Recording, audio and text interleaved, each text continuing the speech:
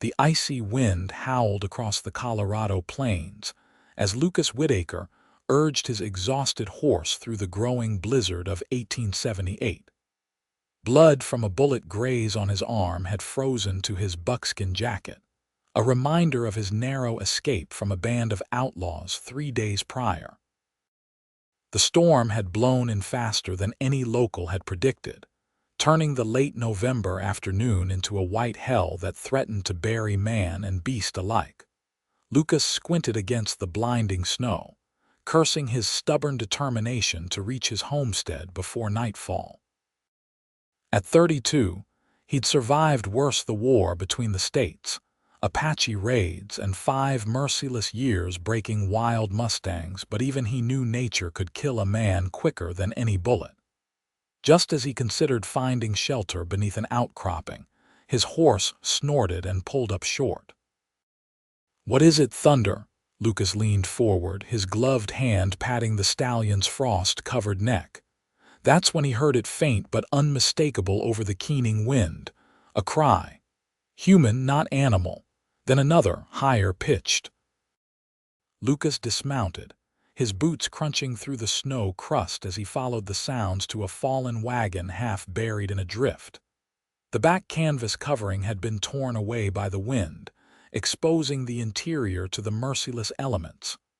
"Hello," he called out, his voice nearly stolen by the gale. "Anybody there?" The crying came again. No, not crying. Wailing. The distinct sound of not one but 2 infants. Lucas scrambled through the snow, his heart hammering against his ribs as he pulled himself up into the wagon bed. There, huddled beneath a thin, snow-dusted blanket, lay a young woman. Her lips were blue, her skin pale as the snow itself, but her eyes fluttered open at his approach, green eyes filled with desperation. "My babies," she whispered, her voice barely audible. "Please, save my babies." Only then did Lucas notice the 2 tiny bundles clutched against her chest, squirming and crying weakly. "Madam, I'm going to help you," Lucas said, already shrugging out of his heavy coat to wrap around her. "Can you stand?" She tried to lift herself but collapsed back with a soft moan.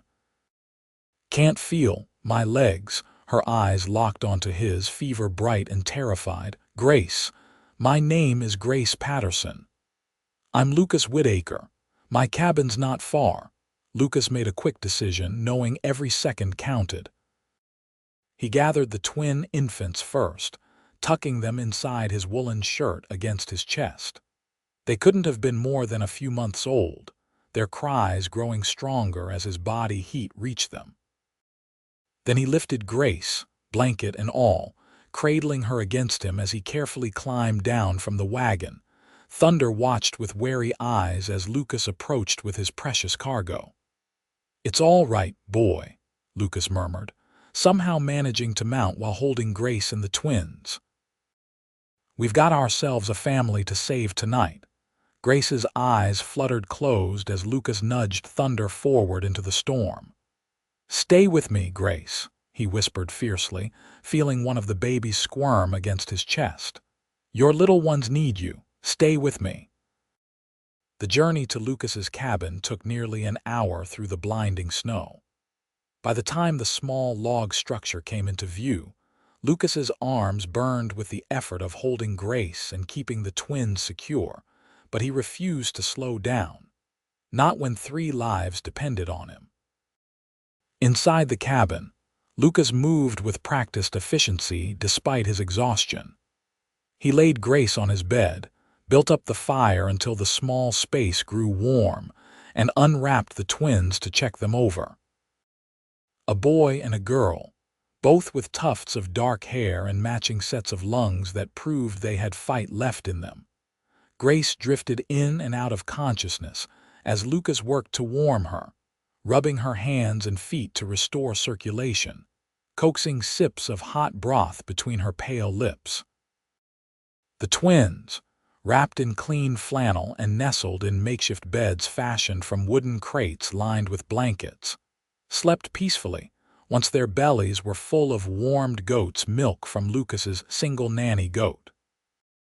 3 days passed before Grace could sit up without assistance, her strength returning gradually. Lucas learned fragments of her story during her lucid moments. Her husband killed by raiders 6 months prior, her desperate journey eastward to reach family in Kansas City, the broken wagon axle that had stranded her in the path of the blizzard. "James and Lily," she said weakly, watching as Lucas changed the twins' wrappings. "They're 7 months old, born 2 months after their father was killed." Her voice caught. "How did you learn to care for babies?" Lucas's hand stilled momentarily. "Had 4 younger siblings. Ma died when the youngest was barely walking. Pa worked the ranch from sunup to sundown. Someone had to tend to them."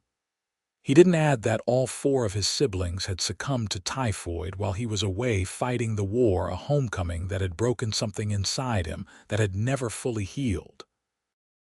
"You're good with them," Grace observed, a small smile touching her cracked lips. "Almost like they're your own.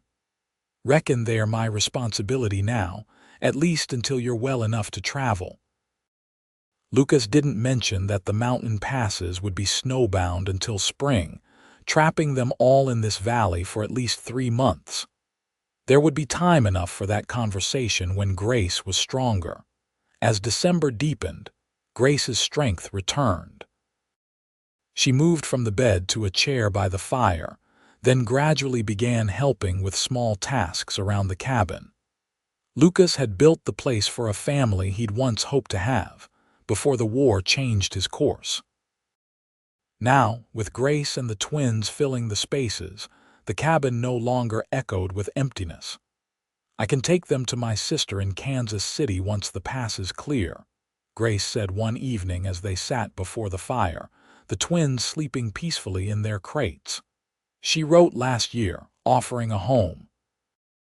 Lucas nodded, keeping his expression neutral despite the sudden hollowness in his chest. "That's good. You need family around you." Grace studied him, the firelight casting her features in warm gold. "What about you, Lucas? Any family?" "Not anymore." He poked at the fire, sending sparks dancing up the chimney. "Just me and these 200 acres. That's an awful lot of land for one man. Had plans once." Lucas surprised himself with the admission. Wanted to build something to pass on. Grace lifted James from his crate when the boy began to fuss. "Dreams change. Life changes us." She looked down at her son, then up at Lucas. "Sometimes for the better, if we're brave enough to see it." Lucas felt something shift between them, a recognition, perhaps, of kindred spirits who had both endured loss but refused to be defined by it. The harsh Colorado winter kept them snowbound through January. Lucas taught Grace how to shoot his Winchester rifle, insisting that every frontier woman needed to defend herself. She proved a quick study, her determination making up for her initial nervousness.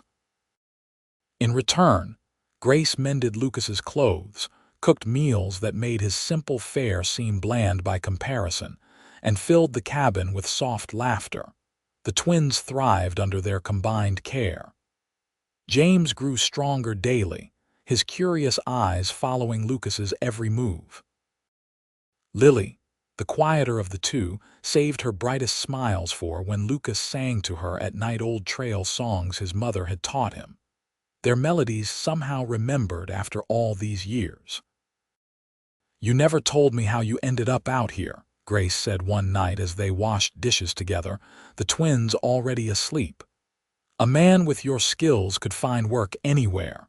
Lucas's hands slowed in the wash basin. "After the war, couldn't stand being around too many people. Noise, crowds. Brought back memories I wanted buried." He rinsed a plate, setting it aside. "Spent 5 years as a ranch hand down in New Mexico territory. Saved every penny. Wanted land of my own where I could see trouble coming from miles away." "And have you seen trouble coming?" Lucas glanced at her, caught the teasing light in her eyes. "Thought I had it all figured.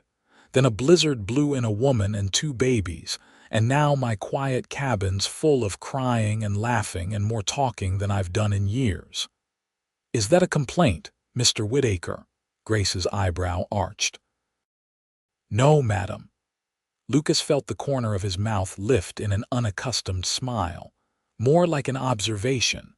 February brought warmer days, though the mountain passes remained blocked with snow.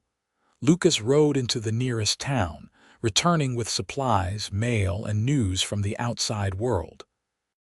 He also brought back fabric for Grace to make new clothes for herself and the twins, a gesture that brought tears to her eyes. "You've done so much for us already," she protested, running her fingers over the calico. "Needed to be done," Lucas replied with a shrug. "Besides, can't have my family looking like ragamuffins come spring." The words slipped out before he could catch them. His family. When had he started thinking of them that way? Grace went still, her eyes searching his face. "Is that what we are to you? Family?"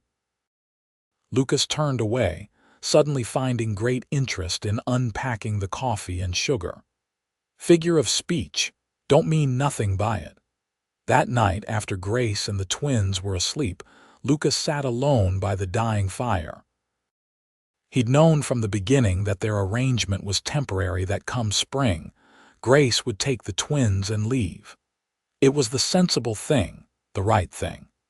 She deserved better than a weathered ex-soldier with nightmares that sometimes still woke him shouting in the dark. Yet each day, the thought of them leaving carved a deeper hollow in his chest. A soft noise from the bedroom caught his attention. He found Grace standing in the doorway, wrapped in a blanket, her hair loose around her shoulders. "Heard you pacing," she said softly. "Another bad dream." Lucas shook his head, just thinking. She moved to stand beside him. "About what, Spring?" He couldn't meet her eyes.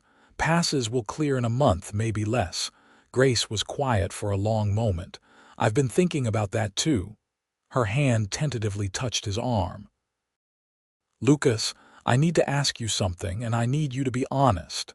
He nodded, his mouth suddenly dry. "You want us to stay?" The question hung in the air between them, weighted with possibilities. Lucas finally looked at her, really looked at her, saw the strength in her face, the determination, the hope. "Yes." The word came out rough, as if he'd had to dig it up from some long, buried place. "But it ain't right to ask that of you. You've got family waiting. A real life, not this." He gestured around the cabin. "What if this is the life I want?" Grace's voice grew stronger. "These months here, I've felt safe for the first time since Daniel died. The twins are thriving, and you—" She faltered. "And me," Lucas prompted, hardly daring to breathe. "You make me feel like I could be whole again. Like we could be whole together." Grace stepped closer. "I'm not asking for promises. I'm asking if there's room here for us, if you want there to be." Lucas reached out slowly, giving her time to step back, and touched her cheek. "Been room here all along. Just never knew what was missing till you three showed up half frozen in my arms." When Grace smiled, the last of the ice around Lucas's heart melted away. He lowered his head, hesitating just a breath away from her lips, silently asking permission. Her answer was to close the distance between them. Their kiss was gentle at first, a question being asked and answered. Then Grace's arms slipped around his neck, and Lucas pulled her closer, the blanket falling forgotten to the floor as months of unspoken feelings poured out between them. "Stay," Lucas whispered against her lips. "Stay and be my family, for real." Grace pressed her forehead to his. "Is that a proposal, Lucas Whitaker?" "Reckon it is, though I ought to do it proper." He started to kneel, but Grace caught his hands. "This is proper enough for me." Her eyes shimmered with unshed tears. "Yes, Lucas, we'll stay." The arrival of spring transformed the valley. Snow melted, revealing tender green shoots beneath. Lucas and Grace worked side by side to prepare garden plots while the twins played on a blanket nearby, growing more active and vocal by the day. Word of the new family at the Whitaker homestead, spread through the scattered community. Neighbors who had previously kept their distance now rode over with gifts and offers of help. Lucas, initially uncomfortable with the attention, gradually opened up under Grace's gentle encouragement. "Folk around here are good people," he admitted after the Johnsons from the next homestead over had departed, leaving behind a cradle they'd built for the twins. "Just never gave them much chance before. They needed to see you had a heart under all that gruffness," Grace teased, placing a kiss on his cheek. "I found it right away, but I had the advantage of seeing you with James and Lily." As spring turned to summer, Lucas and Grace were married by a traveling preacher who stopped at their homestead. The ceremony was simple, attended only by their nearest neighbors and the twins, who were fascinated by the preacher's booming voice. "Never thought I'd have this again," Grace confessed that night as they lay together, her head on Lucas's chest. "After Daniel died, I thought that part of my life was over." Lucas stroked her hair, still amazed that this woman had chosen him. "Thought the same after the war. Figured some men aren't meant for happiness." He kissed the top of her head. "Glad we were both wrong." Summer brought endless work as Lucas expanded the cabin, adding a proper bedroom for the twins and reinforcing the structure against the coming winter. Grace planted a thriving vegetable garden and learned to manage the small herd of cattle Lucas had accumulated. Together, they built something neither had dared to imagine: a home filled with purpose and love. Autumn came with golden light and crisp mornings. The twins celebrated their first birthday, now sturdy toddlers taking their first wobbling steps across the cabin floor.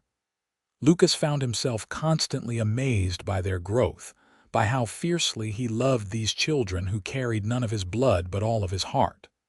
"Pa," James called one morning, reaching pudgy arms up to Lucas. It was the first time either twin had called him that, and Lucas froze, emotion tightening his throat. Grace, watching from the doorway, came to stand beside him. "Is that all right? I've been telling them you're their pa. Should I not have?" Lucas swallowed hard, then lifted James into his arms. "It's more than all right." He kissed the boy's forehead. "Been their pa since that night I found you three in the snow. Just took me a while to figure it out." That night, after the twins were asleep, Grace shared news that left Lucas speechless with joy. Another child would join their family come spring, a child born of their love. "Didn't think it possible," Grace whispered, placing his hand on her still flat stomach. "After the difficult birth with the twins, the doctor warned me." "Life finds a way," Lucas murmured, remembering how close he'd come to riding past that snow-covered wagon, how easily he might have missed the cries that changed his life forever. "God knows what we need, even when we don't." Winter returned, but this time the Whitaker cabin stood warm and prepared. No longer a solitary man's shelter, it had become a home where laughter echoed and plans for the future were made beside the crackling fire. On the anniversary of the night Lucas had found Grace and the twins in the blizzard, he presented her with a gift, a small wooden box he'd carved himself. Inside lay a gold locket with space for tiny portraits. "For our family," he explained as Grace's eyes filled with tears. "All of us together." "It's perfect," she whispered, leaning against him as the twins played on the floor and snow fell gently outside the window. "Just like the family you gave us." Lucas kissed her temple, thinking of the frightened woman he'd found that stormy night and the strength she'd shown every day since. "No, Grace, it's the family you gave me." Spring arrived again, melting the snow and bringing new life to the valley. Lucas expanded his cattle herd, hired 2 local boys to help with the ranch work, and built a proper barn where before there had been only a lean-to. Grace's pregnancy progressed smoothly, her body blossoming as she continued to manage the household with quiet efficiency. The twins, now sturdy toddlers of 18 months, followed Lucas everywhere, helping with chores and soaking up his every word and gesture. "They worship you," Grace observed one evening as Lucas demonstrated to James how to gently pet the barn cat. "Especially James. Boy needs to learn kindness early," Lucas replied. "World's hard enough without men making it harder." He tickled James until the boy dissolved into giggles. "Besides, reckon I worship them right back." As Grace's time grew near, Lucas arranged for Mrs. Johnson, who had helped deliver most of the children in the valley, to stay with them. The elderly woman arrived with her worn leather bag of supplies and decades of experience written in the lines of her face. "You've done well by these little ones," she told Lucas privately, watching the twins play. "Not every man would take on another's children as his own." "They're mine in every way that matters," Lucas said simply. Mrs. Johnson patted his arm. "That's why the good Lord led you to that wagon in the storm. He knew what kind of man you are."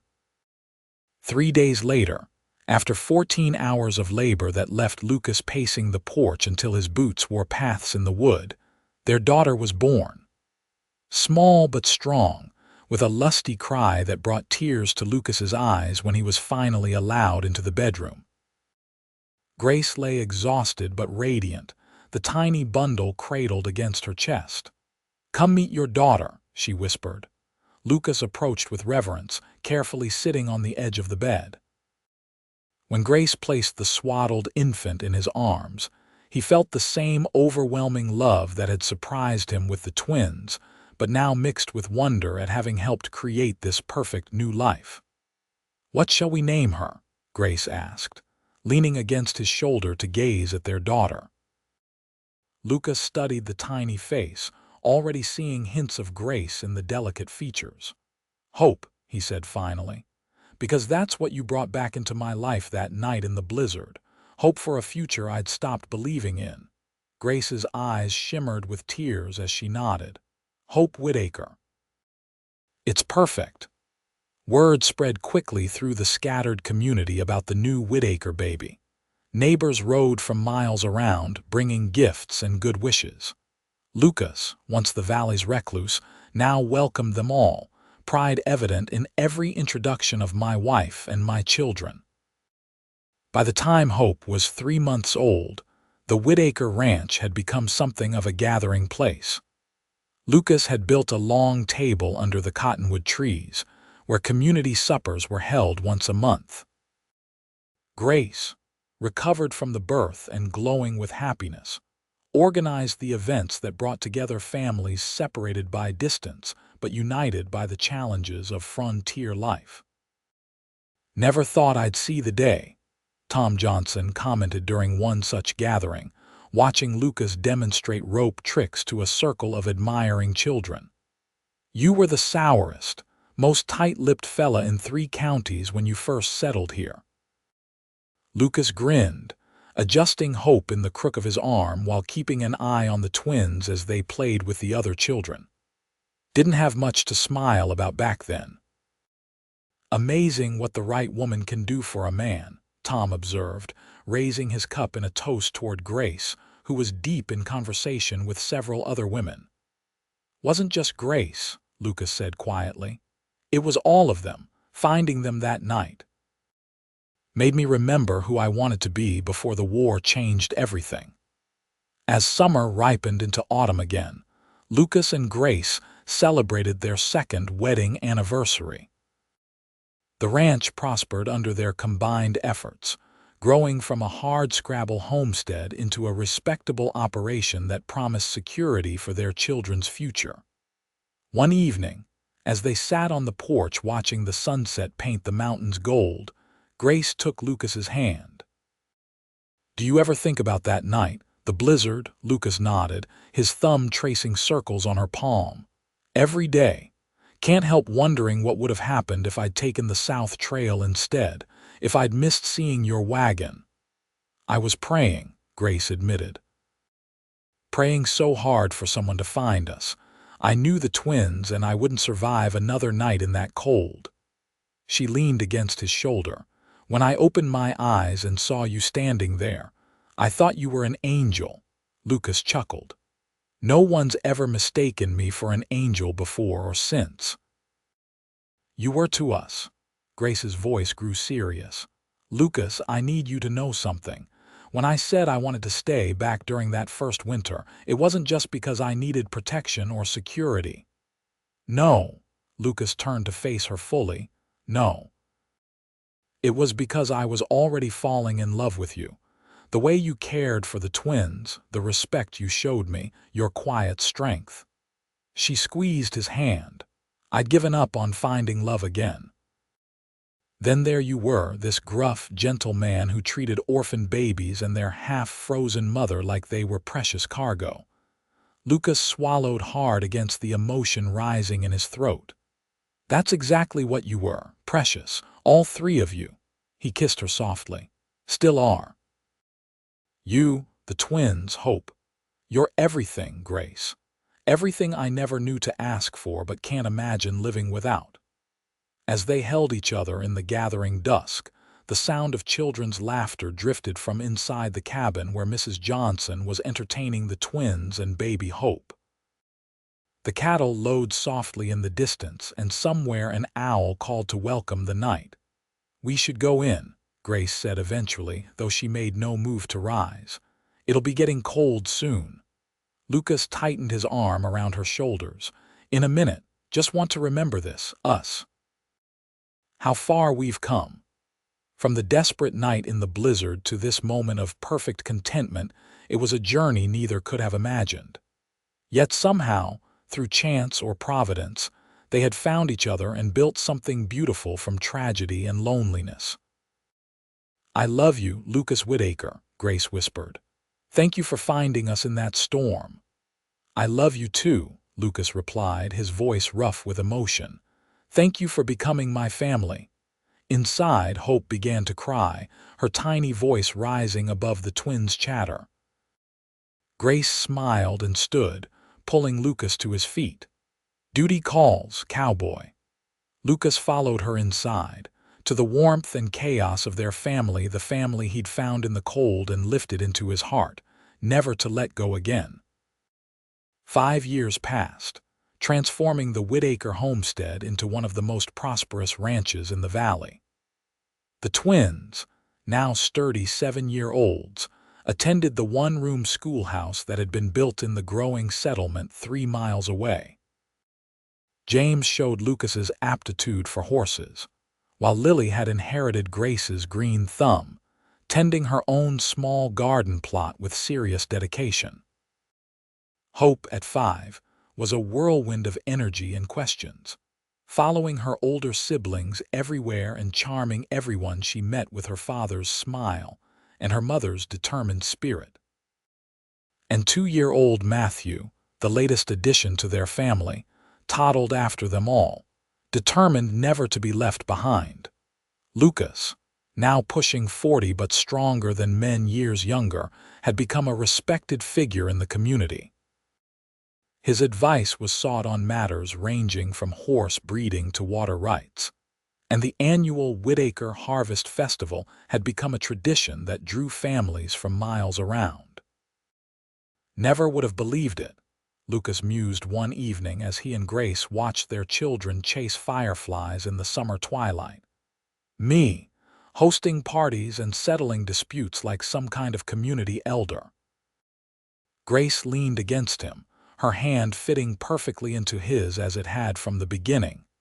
"You were always meant to be more than a solitary rancher, Lucas. You just needed the right reason to open your heart again." "Had 4 good reasons," Lucas replied, nodding toward their children. 5, counting their mama. Their conversation was interrupted by James, who came running up with news that Mr. Peterson was riding toward the ranch house. Lucas stood, shading his eyes against the setting sun to make out the figure approaching on horseback. "Something's wrong," he said, recognizing the urgent pace. "Grace, get the children inside." Peterson's news was grim. A band of outlaws had robbed the bank in the county seat and were heading toward the pass that would take them into Wyoming territory. The sheriff was organizing a posse and needed experienced men. "I'll saddle Thunder," Lucas said immediately, though his eyes sought Grace's with silent apology. "Go," she said, her voice steady despite the fear in her eyes. "But come back to us, Lucas Whitaker. You have promises to keep." Lucas kissed her quickly, then knelt to embrace each child. "Mind your mama," he told them. "I'll be back before you know it." The posse rode out at dawn, 12 men determined to bring justice to the territory. The outlaws had a day's head start, but heavy rain had slowed their progress through the mountain pass. By the third day, Lucas and the others had closed the gap significantly. "They'll make a stand soon," Sheriff Taylor predicted as they made camp that night. "Cornered men always do." His words proved prophetic. The next morning, the posse rode into an ambush in a narrow canyon. Gunfire erupted from the rocks above, sending men and horses scrambling for cover. Lucas dove behind a boulder, drawing his Winchester and returning fire with the cool precision that had kept him alive through the war. The firefight lasted nearly an hour. When it ended, 3 outlaws lay dead, 2 were wounded, and the remaining 4 had surrendered. The posse had suffered as well. 2 men killed, including young Billy Harmon, who had just turned 20, and several wounded. Lucas took a bullet in his left shoulder, the impact spinning him to the ground. As Sheriff Taylor bound the wound, Lucas fought against the encroaching darkness, thinking only of Grace and the children waiting at home, the promise he'd made to return to them. "Stay with us, Whitaker," Taylor urged, his voice seeming to come from a great distance. "That wife and those youngsters of yours need you in one piece." The journey back was a blur of pain and determination. Lucas refused to be left behind, insisting he could ride despite the wound. By the time they reached the settlement 3 days later, infection had set in, his skin burning with fever. Grace was waiting at the doctor's house, having been alerted by a rider sent ahead. Her face went pale at the sight of Lucas slumped in the saddle, his shirt stained dark with blood, but her voice remained calm as she helped the doctor settle him onto the examination table. "You promised to come back to us," she whispered fiercely as the doctor cut away his shirt. "Fight, Lucas. Fight to keep that promise." For 3 days, Lucas hovered between life and death, the infection raging through his system. Grace never left his side, cooling his fevered skin with damp cloths, spooning broth between his cracked lips, and whispering words of love and strength when the pain made him cry out. On the 4th day, Lucas opened his eyes, truly seeing her for the first time since his return. "Grace," he whispered, his voice a rasp, "I'm here." She took his hand, tears spilling down her cheeks. "We're all here." Only then did Lucas notice the children gathered at the foot of the bed, James standing tall and solemn, Lily with tears matching her mother's, Hope clutching her rag doll, and little Matthew in Mrs. Johnson's arms, too young to understand but sensing the gravity of the moment. "Promised. I'd come back," Lucas managed, attempting a smile for them. "And you kept your word," Grace replied, pressing a kiss to his palm. "Now rest and get strong. Your family needs you." Recovery came slowly. By mid-autumn, Lucas could walk short distances and had regained enough strength to sit on the porch and supervise James as he took on many of his father's chores. His left arm remained weak, the bullet having damaged muscle and bone, but the doctor was confident he would regain most of his function with time and exercise. "You're lucky to be alive," Doc Harrison reminded him during a checkup. "Another inch to the right, and that bullet would have found your heart." "Already gave my heart away," Lucas replied, watching through the window as Grace helped the children gather late pumpkins from the garden. To them, winter came again, bringing with it the anniversary of that fateful blizzard night when Lucas had found Grace and the twins. It had become a special day for their family, a time to remember how close they had come to never finding each other at all.